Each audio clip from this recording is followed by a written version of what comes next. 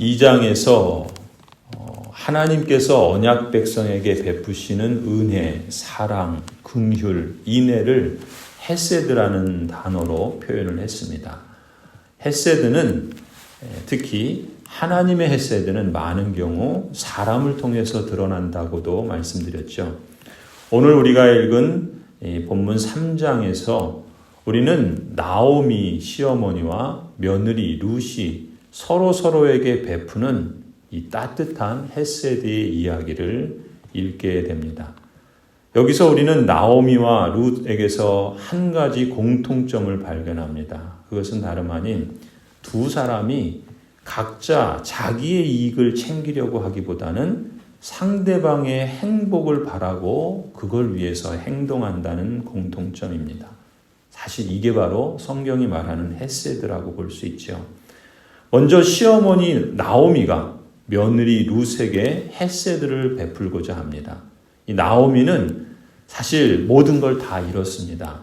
가진 것도 없고 또 능력도 없었지만 이제 소망도 없었습니다.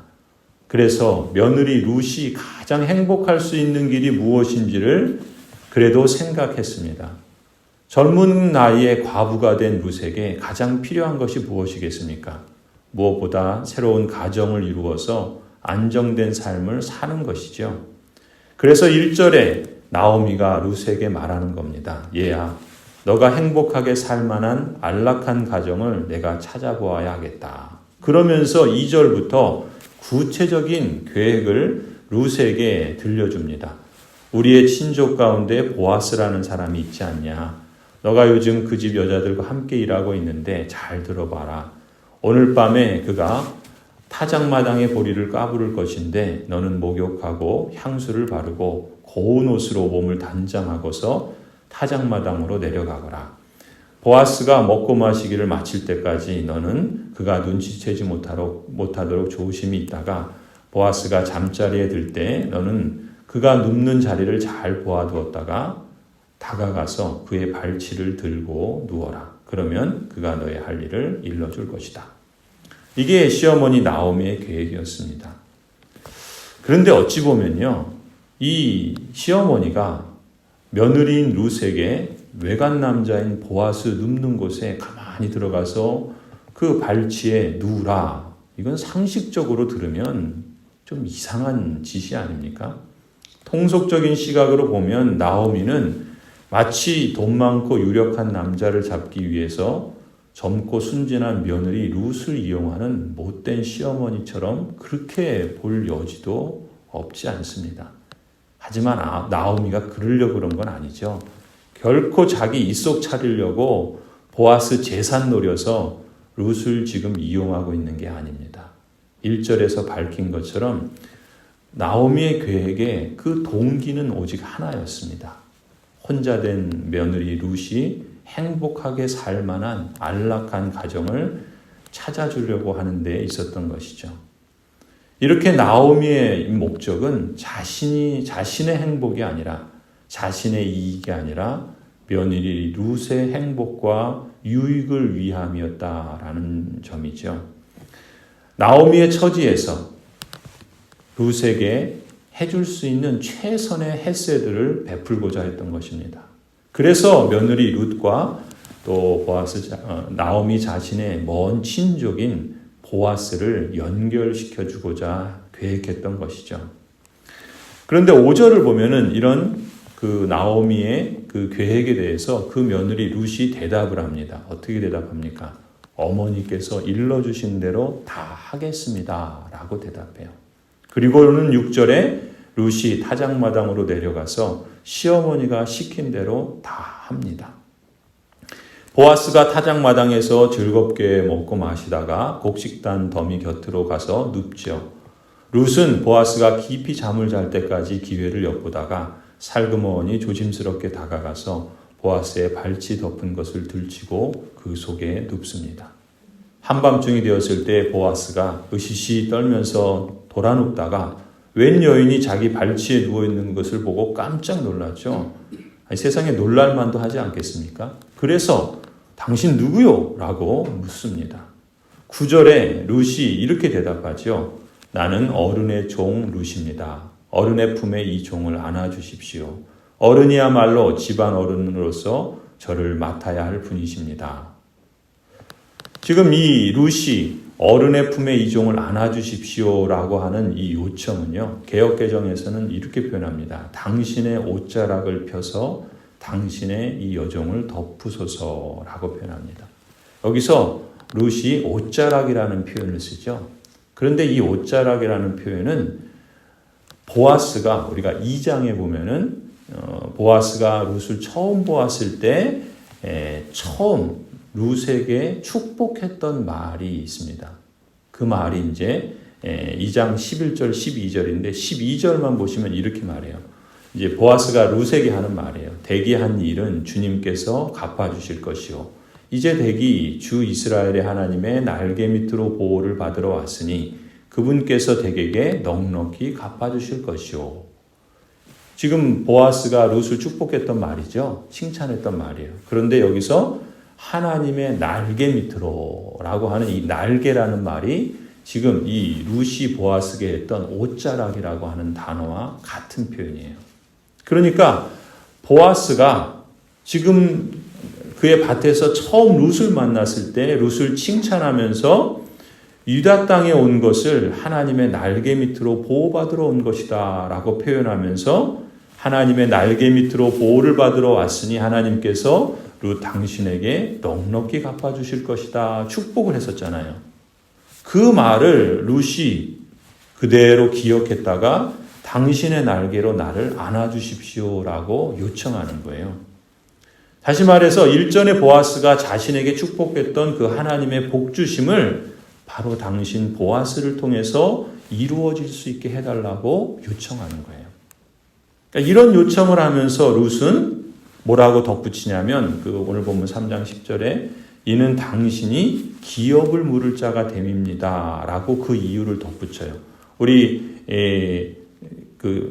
세번역 성경에서는 어른이야말로 집안 어른으로서 저를 맡아야 할 뿐입니다 라고 하는 표현인데 이것이 이제 원래 표현대로 개역개정에서 보면은 당신이 기업을 물을 자입니다. 나의 기업을 물을 자입니다 라고 말을 해요. 이 기업을 물은다라는 말이 우리가 이제 앞서 보았던 고엘이라는 표현이에요. 이 고엘이라는 말은 우리가 쉽게 이해하면은 구속자라는 겁니다. 예수님을 우리는 구속자라 그러잖아요. 우리를 구속해 주신 분, 우리를 죄에서부터 대속해 주신 분, 이제 그게 구속자라는 말인데 이게 구약에서는 고엘이라는 말입니다. 그래서 이 기업 물을 자라는 말을 하는 거예요. 그러니까 룻은 지금 보아스를 두고서 당신이 나의 구속자입니다. 당신이 우리 가문의 구속자입니다. 라는 뜻에서 기업 물을 자다라고 표현하는 거예요. 그런 점에서 당신의 날개로 나를 안아 주십시오라고 요청했던 것이죠.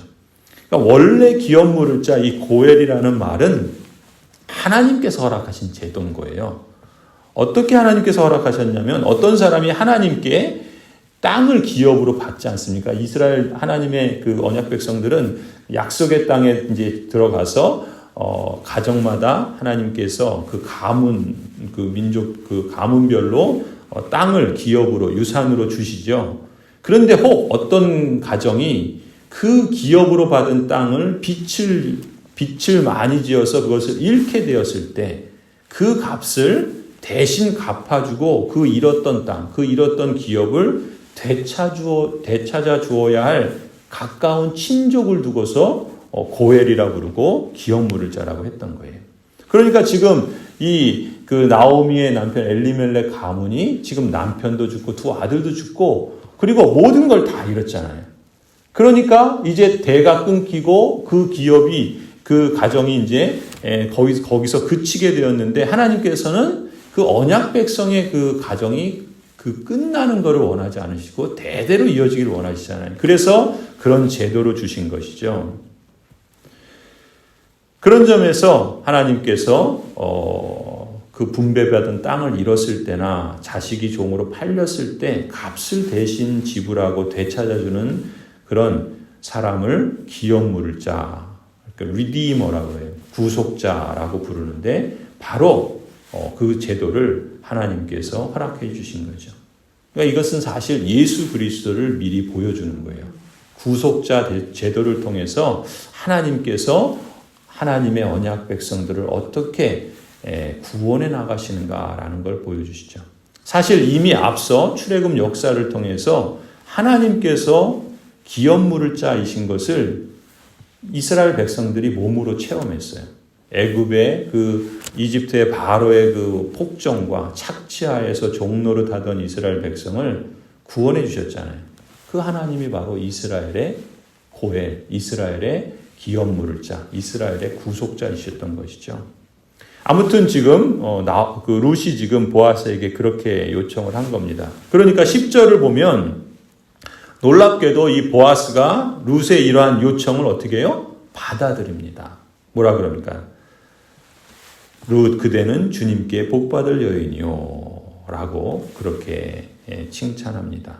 그리고 나서 보아스는 매우 사려 깊게 룻의 그 요청을 받아들이면서 오히려 역으로 룻에게 감사를 표현합니다. 뭐라 그럽니까? 가난하든 부유하든 젊은 남자를 따라감직한데 그렇게 룻 그대가 그렇게 하지 않으니 지금 그대가 보여준 이 갸륵한 마음씨는 이제까지 보여준 것보다 더욱더 값진 것이요 라고 칭찬을 합니다. 여기서 지금 그대가 보여준 갸륵한 마음씨, 이 갸륵한 마음씨라는 표현이 헤세드라는 단어예요. 우리가 그 개역개정에서는 이렇게 번역했어요. 너가 베푼 인애가 처음보다 나중이 더하도다. 인애라고 번역을 했어요. 그러니까 성경을 보면 이 헤세드라는 단어를 인애, 사랑, 긍휼, 자비 여러 표현으로 번역을 하는데 지금 보아스가 지금 룻에게 그렇게 말하는 거예요. 당신이 이제까지 베푼 그 헤세드가 지금 당신이 이렇게 행하는 이 헤세드가 처음 것보다 훨씬 더 크다라고 이렇게 인정하는 거예요. 그러니까 지금 보아스도 룻의 이런 행동을 시어머니 나오미에게 베푸는 헤세드라고 인정을 하는 거예요. 그러니까 나오미는 며느리 룻을 위해서 헤세드를 베풀어서 이렇게 행하고 또 그 며느리는 그 시어머니 나오미를 위해서 헤세드를 베풀고 있는데 보아스가 그걸 알고서 그렇게 인정하는 거예요.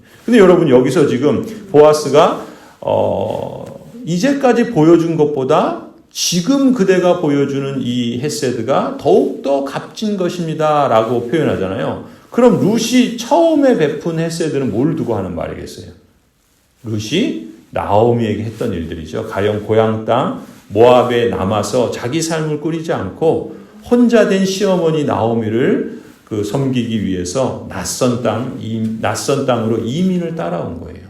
그리고 이방 여인으로 유대인의 밭에 가서 이삭 줍기를 해서라도 시어머니 나오미를 힘을 다해서 모신 것. 이걸 두고 처음에 너가 나오미에게 행한 헤세드라 이렇게 말한 거죠. 그런데 지금 행하는 즉 나중에 룻이 베푼 그 헤세드는 무엇이겠어요? 10절에 말하는 것처럼 그러니까 너가 가난하든 부하든 젊은 여인으로서 젊은 남자를 찾고 새로운 가정을 꾸리는 것이 어떻게 보면 상식이라고 볼 수 있는데 이렇게 자신처럼 나이든 보아스 자신을 선택한 것 또 그것이 기업물을 짜이기 때문에 그 하나님의 그 뜻하신 제도를 알고 물론 그걸 이제 나오미에게 들었겠죠.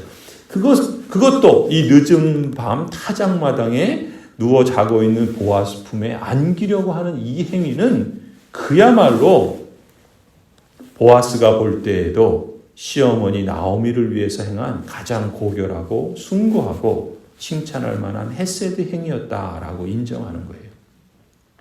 오늘 우리는 이 3장을 보면서 당시도 그렇지만 오늘날도 세상은 그렇죠. 자기 만족과 자기 이익만을 앞세우는 세상입니다. 자기의 이익과 만족을 위해서라면 남을 희생시키거나 남을 이용하거나 남을 짓밟아서라도 그렇게 자기 욕심을 채우려는 세상이죠. 그런 세상에서 다른 사람의 행복과 다른 사람의 유익을 구하는 것은 이것은 그야말로 룻의 행동처럼 자신의 그 목숨을 걸어야 하는 아니면 자신의 생애를 걸어야 하는 일종의 모험과 같은 일이죠. 그것도 아주 위험한 모험입니다.